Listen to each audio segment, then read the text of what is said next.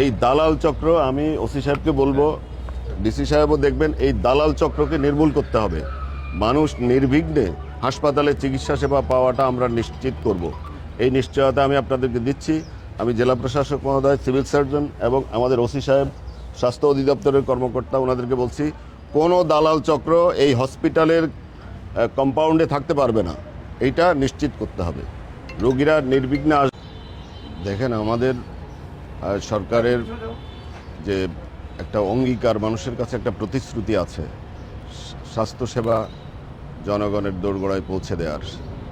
আমরা সবাই চেষ্টা করব ইনশাআল্লাহ। শুধু এই বেগমগঞ্জ আমার এলাকা দেখে বেগমগঞ্জকেই করতে হবে তা না, সারা বাংলাদেশে আমরা রোগীরা যেন উন্নত মানের স্বাস্থ্যসেবা পায়, স্বাস্থ্যসেবা যেন আমরা জনগণের দোরগোড়ায় পৌঁছে দিতে পারি, সেই জন্য আমরা সর্বাত্মক চেষ্টা